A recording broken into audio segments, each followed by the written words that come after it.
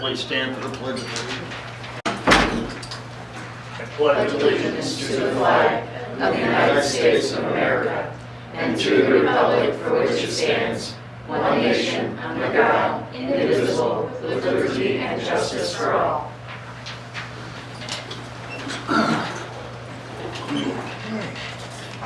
Thank you everyone for being here and watching on TV.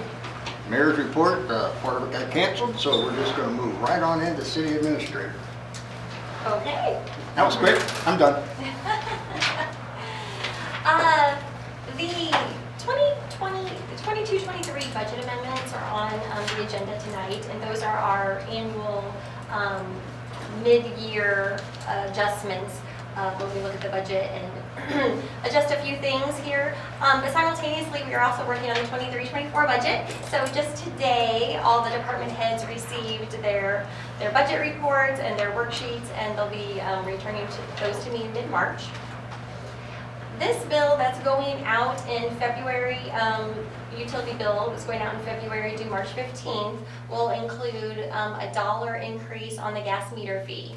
Now that was approved with the budget back in June, and so that's the one where we analyze every year and decide whether or not to add it in. It was originally a board a number of years ago had said it'll increase $1 every year until 1850. Until we get to 1850, which will be in the year 2028. That is unless the board decides not to do it. You can do that every year. But so the $1 will show up on this bill, and it'll be $13.50. Jesse and I attended an airport meeting with regarding our airport project last week with the MoDOT reps, engineers, contractors, and subcontractors.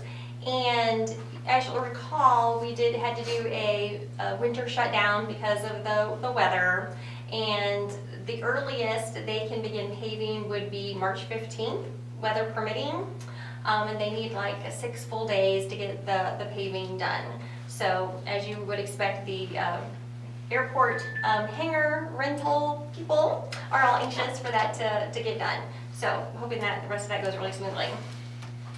The street and projects for the spring and summer, where you may have seen them advertised in the paper the last 2 weeks. So the work we did last fall on the curb and guttering, now those streets were slated to be paved. So again, that is 7th Street from Washington to Jefferson, 4th Street from Gutenberg to Schiller, and 13th Terrace from Highway 19 to Market Street. And so, like I said, those will begin maybe right after school lets out, and they were advertised, and the bid opening is coming up on March 1st, and the pre-bid meeting for that is February 15th. I just got word a few minutes ago about our MIRMA audit, got confirmation that the city received 100%, and that is 10 years in a row. So I want to thank all the city staff who contribute to making that a success every year, because it's a lot of work. There's a lot of inspections and investigations and paperwork and training that goes into all of that. So I appreciate that, and again, that helps us on our insurance premiums. I attended the chamber board meeting last week, and I also represented the city at their quarterly evening meeting at the White House Hotel. I made a really good contact there from East Central College was there, and they want to come back and meet with us regarding, they have what they call their Center for Workforce Development, and they really think that we can kind of connect them to some of the businesses here in town that it'd be a useful resource for them. He specifically talked about quality custom molding, that they could actually have ways of paying them for training their own employees. So that'll be something I'll definitely be following up on. I also attended the MRPC meeting via Zoom last Thursday, and what they did specifically in that meeting was made recommendations to their top federal priorities for 2023 from the Merrimack region. And I was going to read a little bit of them, but I think I'll just email it to you all so you can see what MRPC is doing and encouraging. Union Pacific Railway. So got a call from them just couple hours ago. Remember when they were in town a couple weeks ago looking for parking? So this gentleman, I'm not sure those two people have communicated, but this guy says that unfortunately they're anticipating needing to close Riverfront Park next Monday and part of Tuesday to work on the crossing. And the confusion came in over, he thought they were still parking all their vehicles down there. And I explained to him where we had sent them to look for we had suggested another place. So he was gonna confirm that. Hopefully they're not parking their vehicles down there, because if they do, they wanna close it at night as well. So, that'd be inconvenient for our locals, so I hope that's not the case. But unfortunately, I am waiting for them to confirm that it's gonna be Monday, Tuesday, and when I get that confirmation, we'll be putting it out on Facebook and trying to get the information out. Because that's a holiday, some people might be on the water, and that's not gonna happen if they're in town that day. So the last thing I'll mention is that we have a Port Authority meeting next Wednesday, February 22nd at 7 p.m. Again, the chamber is bringing Steve Etcher, who is the consultant, the economic development consultant for Montgomery and Warren counties, and they're coming to discuss what benefits a Port Authority might have for the city. The chamber also invited HRED and Community Foundation, and of course the chamber board, I think, so that everybody can come in and learn at one time. And I think that's all I have. You'll see on your agenda, where last time Corey and I were making a plea for pool management. Well, that was a success. And so on the agenda, we do have a pool manager and an assistant manager that we're recommending for hire. And if there's anybody out there, we could use a second assistant manager if we got them in rather quickly, because there are some hard deadlines for training. But that would be ideal. Thank you. Very good, thank you. Chief Walker, you're next on the agenda. Do you need it's up to you.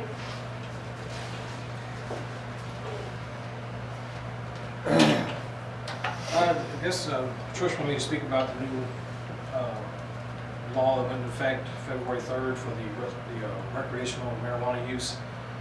And looking, I guess, as far as ordinances, the city wants to know we need to change some in our books, I guess. And I was just reading it, I guess it is still not legal. You can't just walk the streets, I guess, and just openly smoke it. Still, you can't just do that, or operate a vehicle while using it. So that's still, right now you can still buy it and just have it at home, I guess. But Oh, tell me more, because I guess I didn't understand. yeah, I just read it on the thing that says you can purchase up to 3 grams, but you can't, I guess, openly still smoke it in public or operate a vehicle.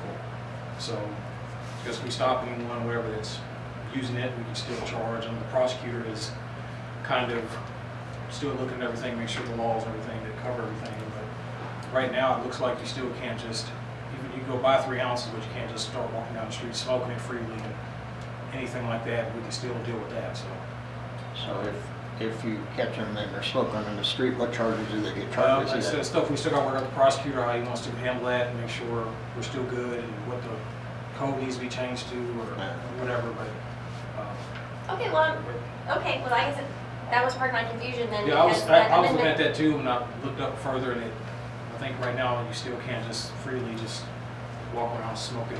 I would like to know that definitively one way or the other. Yeah, but Can you send me whatever? I was just looking at a site that said it on Missouri, so I'll send it to you tomorrow. But if it's different, then we'd have to change the ordinances, obviously, that someone can't just walk down the street and we can charge them with, that's up to you all if y'all want to do that. If you can do that, then we'd have to have some type of ordinance that can't freely smoke it on city streets, alleyways, parks, amphitheater, whatever you all don't want it at. But it's up to you all if it is legal to do that now. So that's something we'd have to look at, where it's an ordinance we can enforce, because if not, then there's not much we can do until there's some type of ordinance saying they can't do it. Didn't we have something that said, like you couldn't locate a dispensary within so many feet or whatever of a school or a church? We have something like like that anyway. The ones, Yeah, I think it's similar to alcohol establishments or something like that, yeah. Yeah, you can still, I mean, you can go out there and buy it, But no, we'll nail that down for you all because Amendment 3 did say something about local municipalities could prohibit public consumption, so I made the assumption that. but it's kind of grace too, but if that's the case, if you can just walk down the street smoking a marijuana joint or a pipe, then Do you you know need to any have some difference? type of. Do I know any Do you know any different? No, I different think than- what Chief is saying is correct. We can pass something to regulate it or prohibit it. Yeah, I mean, people's choice if they want to, but people also have the right to say, I want to smell it or be around it in parks or everything. But we don't know as of this moment whether or not it's legal or not. No, we have to. We don't know. Yeah. Okay. We'll get back to you. Great with that. Is there some special test like driving under the influence? And The only thing we can do at this time, if we suspect somebody's under the influence of marijuana or drugs, is either locate a DRE with the state, which is not many, or take them to the hospital and request a blood draw and wait for the results to come back to say they were under the influence of whatever narcotic while driving this vehicle. So there's nothing that we can't just, right there, we can just look and, based on our observations, think they're under influence. If we smell something and have request a blood draw and take them to the hospital, if they refuse, they could lose their license. That's what I was wondering, in case there was, do we need to get the Yeah, no, there's equipment still, and training? we suspect they're under influence of any type of drug. We can request a blood draw based off our observations and like a DWI, but you're under influence of drugs. And wait for the sample to come back from the state to see what's in there. Unless it's an accident or something, we can, we have to use subpoena, all that kind of stuff. But I guess once we clear on if you can legally smoke it on streets or parks, we definitely have to look at some type of ordinance if you can. Do you know of any other departments that are buying equipment to monitor levels of marijuana or, That type of equipment. I don't know? So that's, I mean, the only thing we have is scales to weigh it, but as far as somebody under influence, again, we'd have to wait for blood drawing. So there's no way to do it other than like a field sobriety? Not like a test or something? breathalyzer. No, there's no breathalyzer for that, no. I mean, they have DREs through the state, but there's not many that can do certain tests and say that they're high or something or whatever, but then you still would need a blood draw and see, confirm what's in their system. That'd take months to get back. Can they refuse the blood test? I think, okay. I thought at one time. They can as far refuse, as- but if it depends on what happens, we can always request a warrant to obtain the blood if it's an accident or something. I thought at one time, as far as texting for intoxicants, they could refuse, but then They that, can refuse, but use the license up to a year. yeah, that's what I was trying to get at there, is they, It's the same as suspicion. same as DWI, if you refuse to blow, then you can use the license for up to a year. Okay, so, go ahead. Oh, sorry, I don't know if you know this or not, Chief, but I know when the state of Illinois, when they passed recreational, there was a little bit of a confusion for a while that are people allowed to have, say, their own from other sources, or does it have to have the state of Missouri stamp on it? Like if you pull someone over and they are in possession, and it's under the amount, do they have to have that Missouri stamp on it? I don't believe so, it just says you're legally residential, you can have up to 3 grams of That marijuana marijuana use. just, Now, if we stop you, you have obviously like 6 or 8 or 10, like more than the law requires, then you're in trouble. But last I heard, you could go buy 3 ounces out here, take it home, go to another town, buy 3 more the same day, take it home. It's not per day, it's per sale, so you Okay. can go all over and buy as much as you want, I guess, as long as you don't get caught with it in your car. But, I didn't know if there'd be any confusion with people, and I know that some people grow their own medicinal. yeah, you can grow your own plants, you have so many plants you're allowed in your house without being in charge or convicted or something. So you can Okay. grow like 12 of them, a male and a female plant. So, yeah, it's a male plant, female, so they can, you have to have both to grow it. You can't just throw some seeds in there, I think. So there's a lot of terminology I'm learning, but, yeah. But once we make clarify what you're allowed to do now in the state of Missouri on city streets or anywhere, if you can just freely walk down the street without getting charged, then I'll let you know and we'll go from there if we have to make some type of ordinance. That you can't. Can we amend, I mean, according to Amendment 3, though, can we enact our own municipality ordinance and code that might supersede, or is there allowance in that would allow us to do that anyway? I'm going to defer to the attorney, but Amendment 3, the way I've read it, said that it says clearly that local municipalities can prohibit public consumption. Agreed. So we three will clarify that for you for the next meeting. And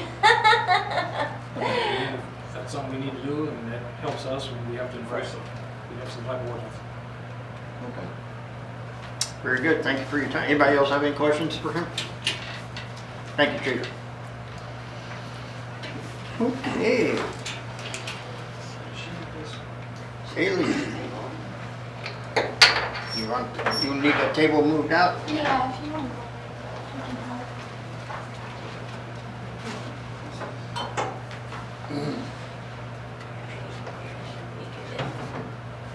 Spin it over, Corey, spin it over there so they can see too. There you go. You're good. Hi guys, my name is Haley Sunfield and I'm a junior at Hermann High School, and I'm also a member of our local chapter's FCCLA, which is Family, Career, and Community Leaders of America. In this organization, students are given the opportunity to compete in events called STAR events. It stands for Students Taking Action with Recognition. These events allow students to compete in various different categories and do pretty much whatever they want as long as it follows the recommendations on the rubric. This year, I decided that I wanted to do something I had never done before in the past 3 years of my competing, and I wanted to make a big change to our school district. So I decided I was going to do anything and everything in my power to try to get a security resource officer for our school district. The idea came to me when a security resource officer from another school district came to our school. He was helping and trying to do a fundraiser for another club that I'm in, and he looked at our door. And I thought it was really weird because he was looking at it and he was making questioning looks. So I walked up to him and I asked him why he was looking at our door really weird. And he said it was because there was no metal detector or any sort of security system to the visual eye on that door. The only security system that, to my knowledge, that we have at any of our schools in the Hermann district is a Ring doorbell of sorts. So it's just a little doorbell and it has a camera on it, and the secretary or administrative office has the ability to open or unlock that door, and that's it. That's all we've had since I was at least in kindergarten.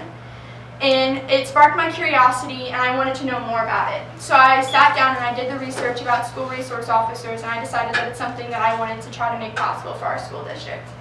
I started off by researching what a memorandum of understanding is, and essentially it's an agreement formed between the town and the officer, and it pretty much states what they're supposed to be doing, their salaries, everything. It kind of is a guideline for the SRO. I then took it upon myself to talk to other school districts who have an SRO. As of right now, our school district is one of the only school districts in the Four Rivers Conference that does not have a school resource officer. So I reached out to those other school districts and I asked them questions, one of them being, did your school district fund this project? And a lot of the schools ended up doing a split between the town and the school district. A lot of the splits varied depending on the district and how much money they had, but a lot of the times it was a 75-25 split between the school and the town. That is the main reason why I'm reaching out to you guys today.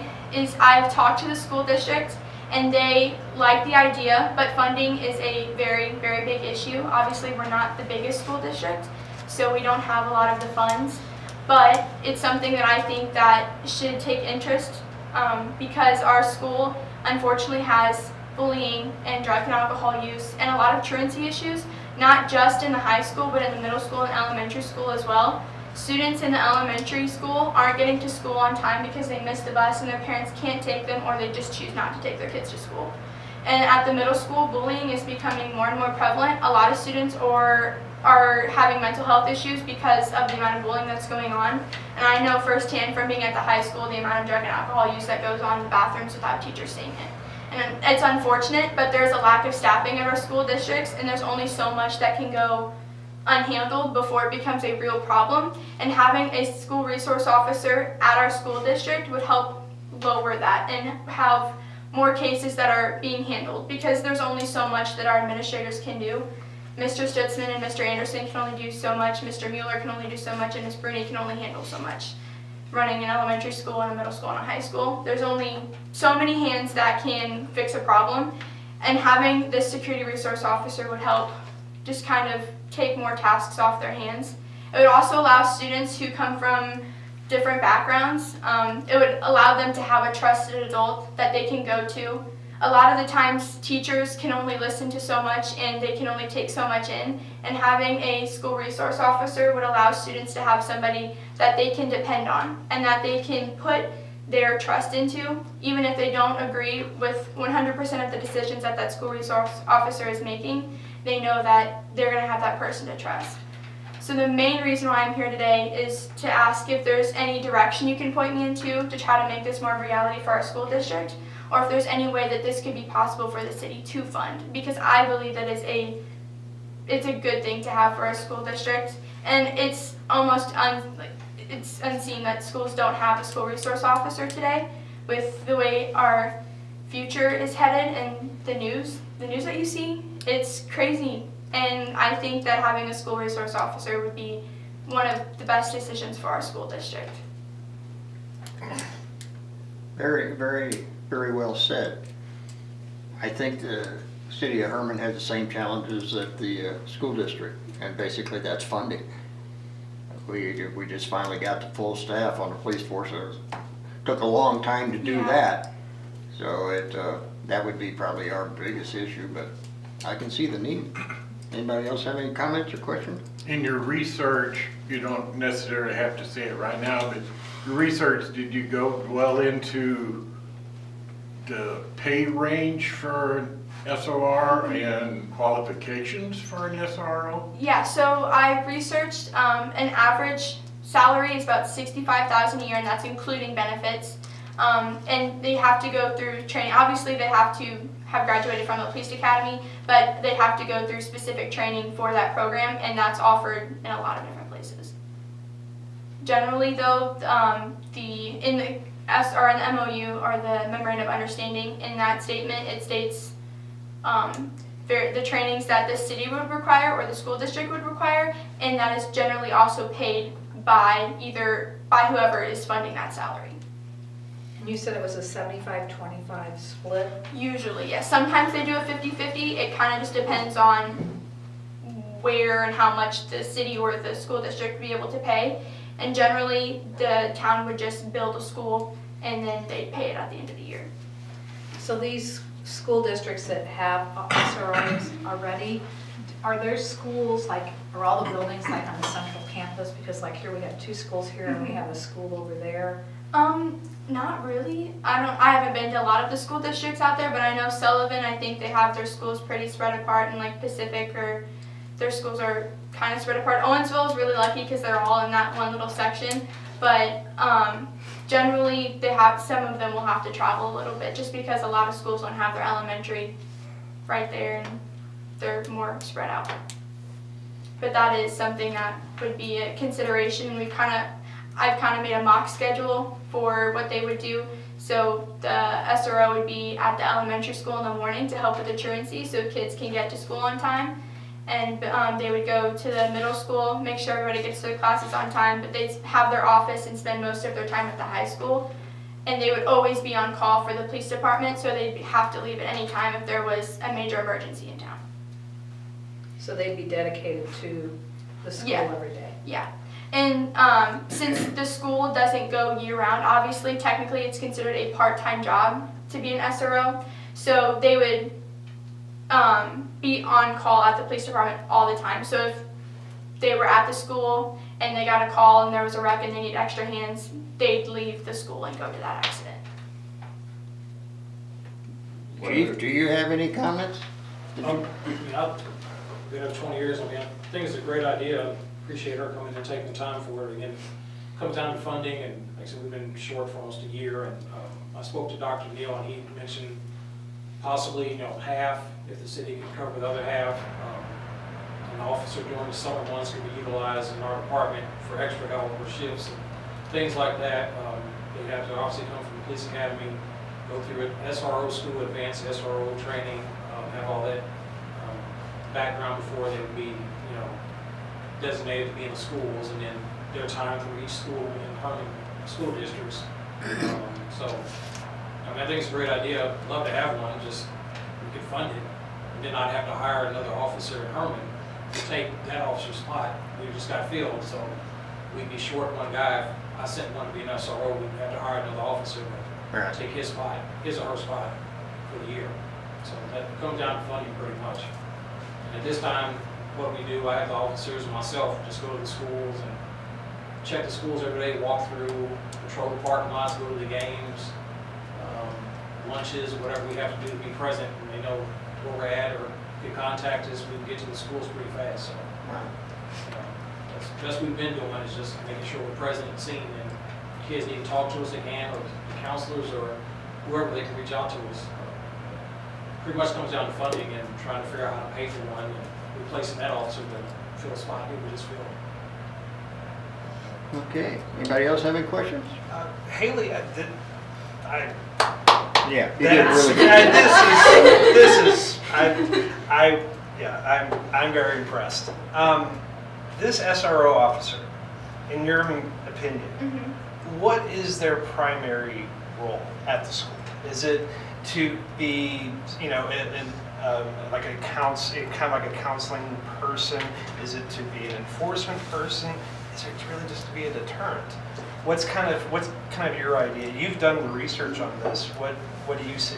So in my research that I've done, in school districts, it's going to sound crazy, but in school districts where the SRO is in full uniform, they've actually done worse than if they were not necessarily not in uniform, but in more of a casual uniform, because kids are scared when they see that. And they don't want to admit it, but they're scared.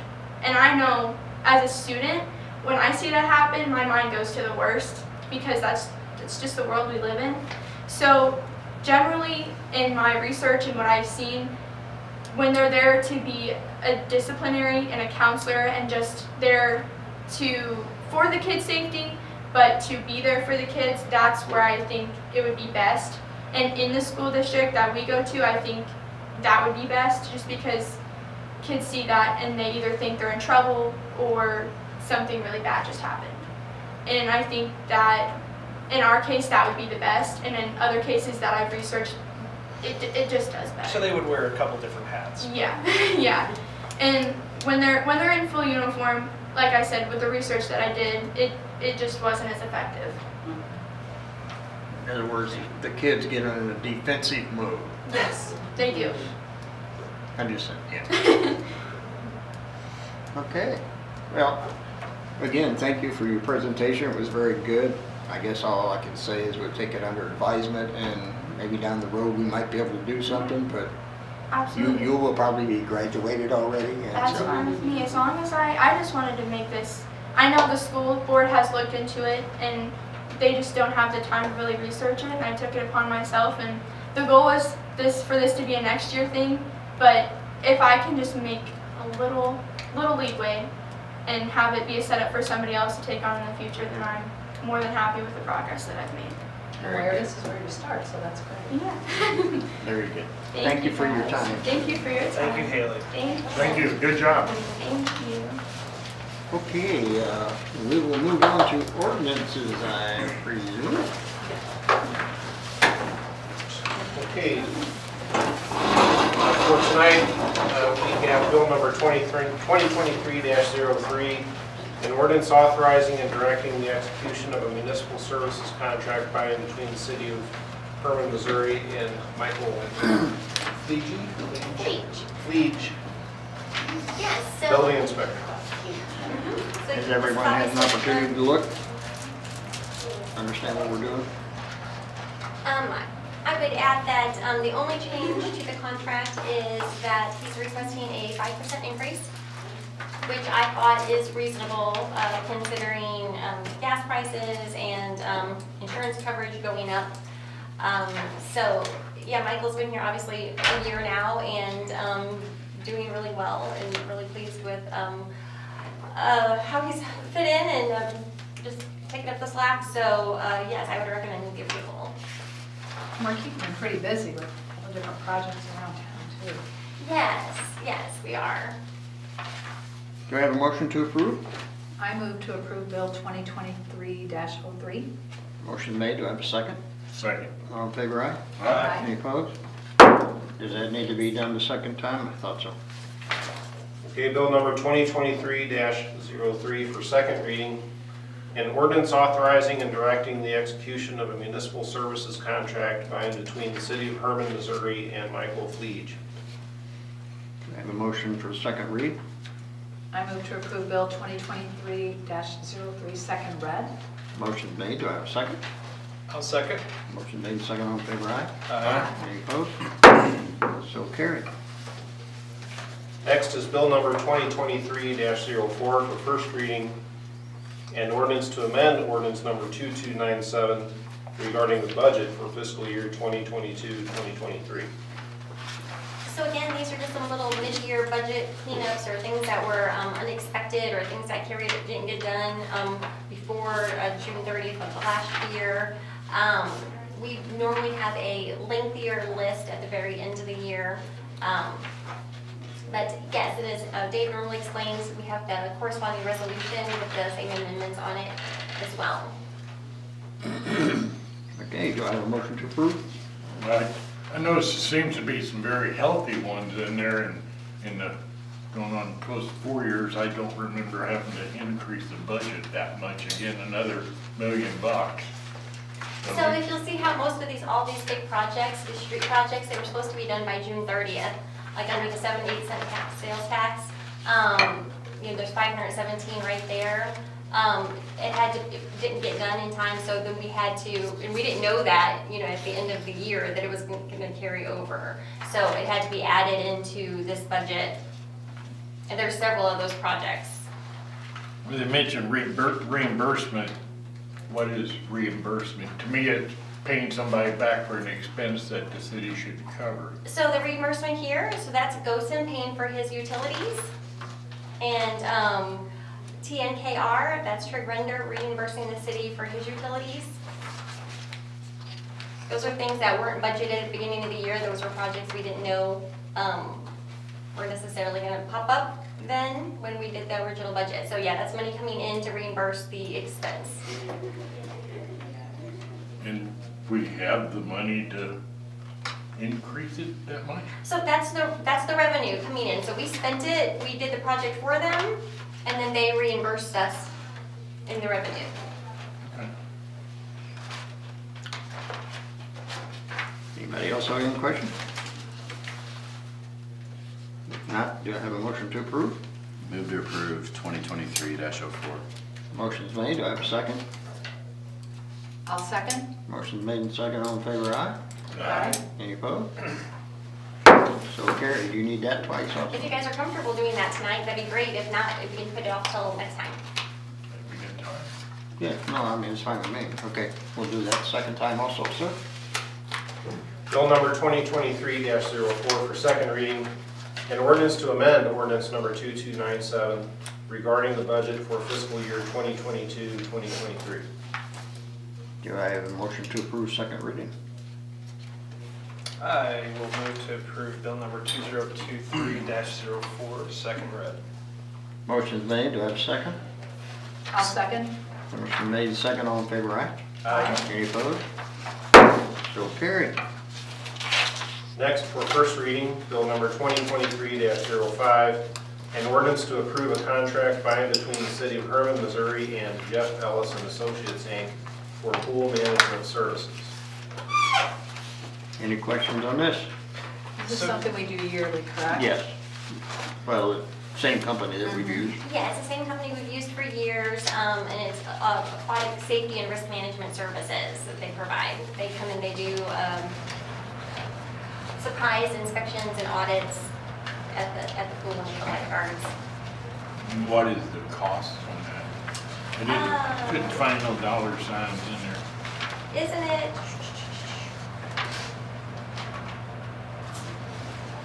Where do you go? I don't have those in front of me now. I would have to go to my office and find them. They don't have the amount in their contract? It's not a lot. I want to say just a couple $1,000. It's itemized, I do. It's itemized list.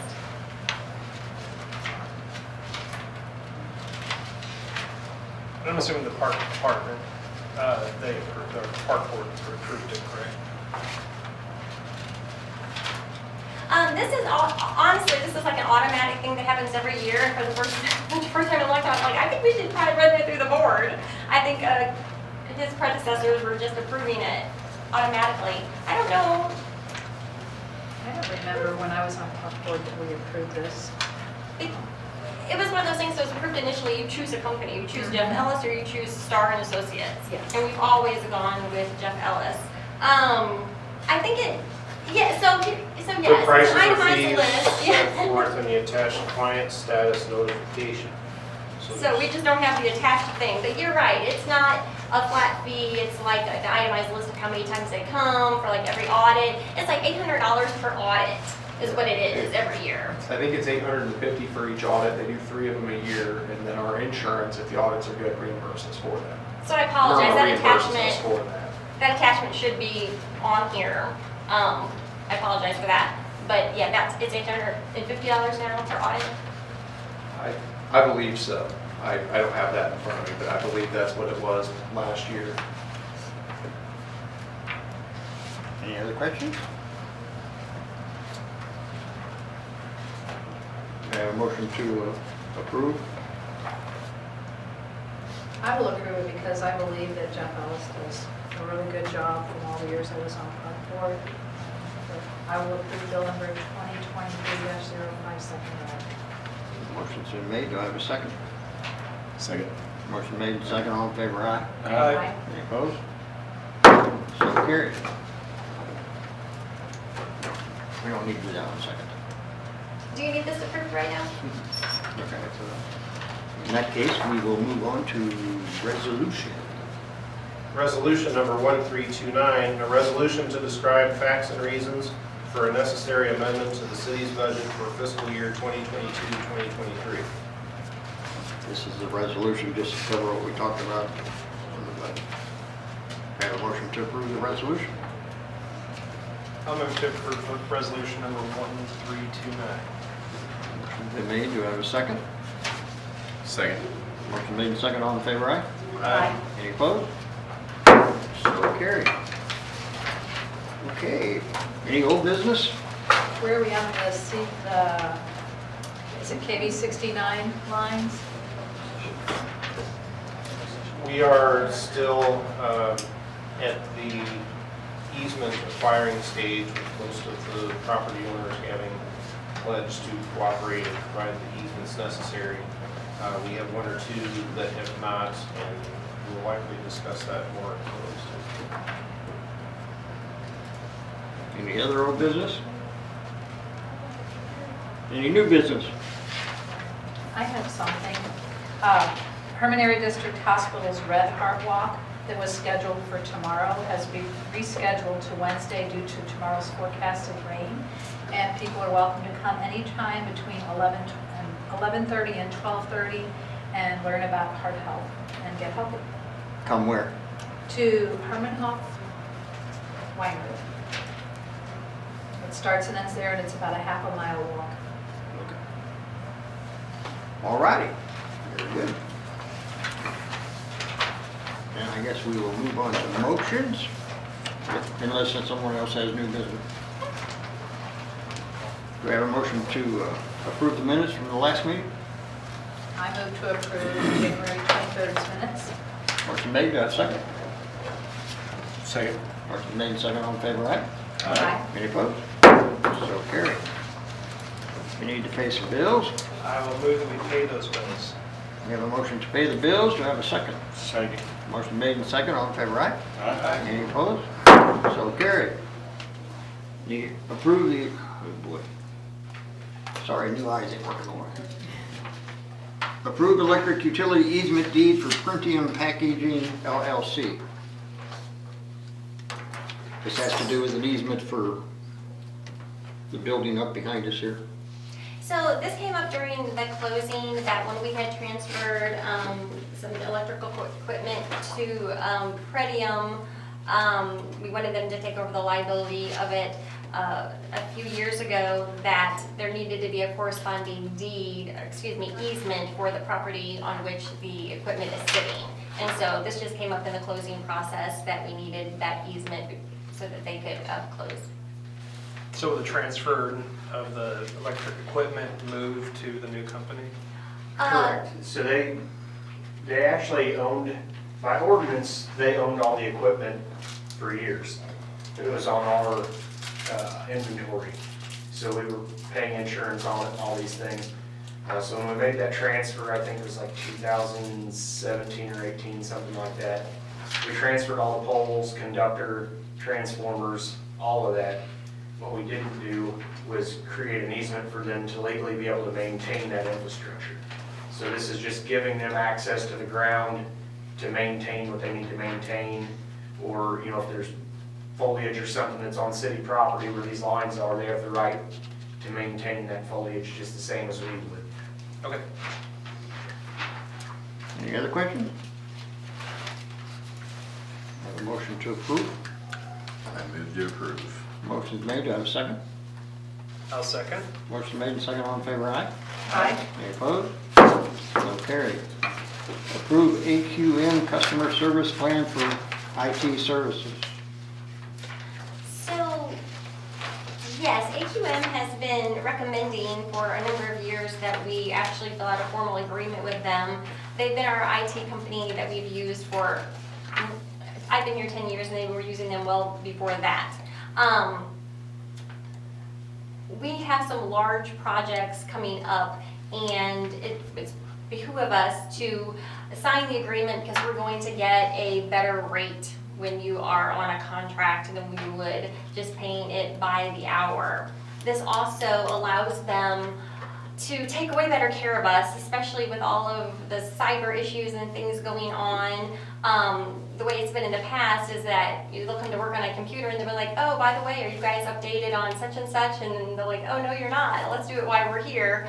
But this obligates them to take care of that up front to make sure that all of our security issues are correct, all of our certificates are correct, that our firewalls are correct. It gives them more responsibility for us because we're contractual with them now. So our system will be better maintained and we'll get a cheaper hourly rate. Very good. So they don't help install anything, just if there's a problem with installation, they can come and help figure it out? Right, unless they're installing their own equipment. Yeah. Any other questions?